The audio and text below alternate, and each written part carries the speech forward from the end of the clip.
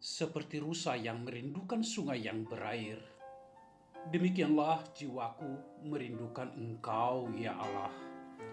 Bersama Hobasma Channel HKBP Suprapto, teduh di dalam Tuhan. Dengarlah firman Tuhan. Salam sejahtera kepadamu saudaraku, terpujilah Tuhan telah menganugerahkan kepada kita hari yang baru. Mari saudaraku kita berdoa. Kasih karunia yang dari Allah Bapa, anaknya Tuhan Yesus Kristus dan Roh Kudus memberkati saudaraku sekalian. Amin. Firman Tuhan saudaraku, renungan kita di pagi hari ini memberangkatkan kita untuk melakukan aktivitas mensyukuri segala rahmat Tuhan. Kita akan mendengarkan firman-Nya dari kitab Roma pasal 5 ayat 5. Dikatakan begini saudaraku, dan pengharapan tidak mengecewakan. Karena kasih Allah telah dicurahkan di dalam hati kita oleh Roh Kudus yang telah dikaryakan kepada kita. Tentu setiap orang pasti memiliki pengharapan. Kita bekerja, tentu ada yang kita harapkan. Kita menyekolahkan anak-anak kita, tentu juga ada yang kita harapkan. Anak-anak bekerja keras, belajar keras, tentu ada yang diharapkan. Semua yang kita harapkan itu, saudara-saudaraku, bagaimana supaya kita berhasil, bagaimana kita sudah memperoleh buah dari apa yang kita kerjakan. Adalah sebuah sukacita ketika seseorang memiliki pengharapan. Apa artinya hidup kalau tidak ada pengharapan? Di dalam Alkitab, saudara-saudaraku, pengharapan itu adalah suatu kepastian. Tidak goyah, tidak menyerah. Pengharapan itu aktif, saudara-saudaraku. Dia dinamis, tidak berputus asa. Pengharapan itu, saudara-saudaraku, tidak pasif atau berdiam diri. Pengharapan itu, saudara-saudaraku, di dalam Alkitab itu seperti sauh yang kuat dan aman bagi jiwa kita. Sauh yang saya maksud itu adalah jangkar kapal. Dan bila jangkar kapal ini, sauh itu sudah diturunkan dari kapal, itu yang membuat kapal itu tidak terombang-ambing oleh ombak apapun. Dia akan tetap di tempatnya, dia akan kuat berdiri di sana. Itulah pengharapan yang digambarkan di dalam Alkitab. Barang siapa yang memiliki pengharapan, dia tidak akan pernah tergoyahkan. Dia akan tetap berada di dalam satu energi baru, kekuatan yang baru, yaitu Tuhan itu, saudaraku. Itulah sebabnya Rasul Paulus mengatakan kepada jemaat yang di Roma bahwa pengharapan itu tidak pernah mengecewakan. Seorang petani, dia melakukan pekerjaannya baik siang, baik ada hujan datang, dia terus melakukan aktivitasnya. Karena apa? Itu dilakukan karena dia memiliki pengharapan di depan bahwa tanaman yang saya tanam ini akan menghasilkan buah dan saya akan memperoleh panen. Sehingga dia tidak memperdulikan bagaimana peristiwa, proses yang terjadi, keletihan, rasa letih, capek, itu tidak diperhitungkan. Dia berkorban untuk itu demi satu, tujuannya adalah pengharapan bisa tercapai.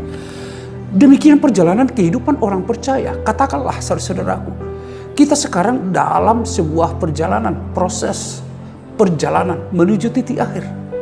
Tentu kita tempatkan ada di titik akhir itu pengharapan. Pengharapan itu tidak ada yang lain. Berada di dalam kerajaan Allah dan berada menerima kehidupan yang kekal, atau kita menerima mahkota kehidupan dari Tuhan. Itulah pengharapan kita. Sekarang kita sedang berjalan menuju itu. Kalau sekarang tidak memiliki pengharapan seperti itu, bagaimana mungkin kita sampai di sana? Tetapi dengan pengharapan yang ada itu, saudaraku, maka segala dinamika kehidupan yang kita jalani saat ini bisa terus kita lakukan, kita lewati, kita menangkan. Karena apa? Itu terjadi karena ada pengharapan di dalam diri kita, saudaraku. Oleh karena itu, mari supaya di dalam hidup ini terus terbangun pengharapan. Pengharapan ini yang menjadikan kita tekun, menjadikan kita giat bertekun di dalam iman percaya, di dalam perintah, melakukan perintah Tuhan, melakukan apa yang Tuhan perintahkan, kehendak Tuhan di dalam kehidupan. Kalau kita tidak memiliki pengharapan seperti itu, itulah yang sering membuat kita jatuh ke dalam keputusasaan, bersikap apatis, dan tidak ada gairah di dalam kehidupan. Karena apa? Karena pengharapan kalau dikatakan di sini saudara tidak pernah mengecewakan. Siapa yang memiliki pengharapan, ingat dia tidak akan pernah berada di dalam kekecewaan. Karena apa? Karena kasih Allah telah dicurahkan di dalam hati kita oleh Roh Kudus yang telah dikaruniakan kepada kita. Jadi sesungguhnya memang untuk mencapai pengharapan yang ada di depan itu memang adalah karya Kristus. Jadi Kristus yang berkarya di dalam diri kita, yaitu kasih Kristus itu yang sudah ada, itulah yang memampukan kita berjalan menggapai pengharapan. Oleh karena itu, tautkanlah pengharapanmu kepada Kristus. Dengan demikian, kita tidak akan pernah kecewa di dalam kehidupan ini. Bertekunlah, Dia telah selalu bekerja dalam pekerjaan Tuhan. Karena dengan demikian, kita akan memperoleh sukacita yang lestari abadi di dalam kehidupan kita. Tuhan memberkati kita semua. Amin. Kami mensyukuri firman kehidupan yang telah menyapa kami hari ini. Sungguh Tuhan telah memberikan kami satu anugerah kasih karunia di dalam Roh Kudus untuk mampu menggapai pengharapan yang ada di depan kami, yaitu mahkota kehidupan. Terima kasih ya Tuhan. Biarlah hidup kami tetap terpaut kepada Tuhan, melekat intim di dalam Tuhan, supaya di tengah-tengah dinamika perjalanan kehidupan kami di bumi ini, kami tidak menyerah, kami tidak berputus asa, tetapi terus melangkah, bangkit dan bangkit ketika ada kesusahan, kesulitan kami hadapi. Karena dengan pengharapan inilah kami akan dimenangkan. Berkatilah seluruh umat Tuhan, saudara-saudara kami yang mendengarkan firman ini, sehingga dengan pengharapan yang mereka miliki, apapun aktivitas, apapun peristiwa yang mereka hadapi saat ini, bisa dilewati dan bisa dimenangkan karena kuasa Tuhan bekerja di dalam diri kami semuanya. Terpujilah namamu ya Tuhan, kekal sampai selama-lamanya. Amin. Anugerah dari Tuhan kita Yesus Kristus, kasih setia dari Allah Bapa serta persekutuan Roh Kudus memberkati saudaraku sekalian. Amin.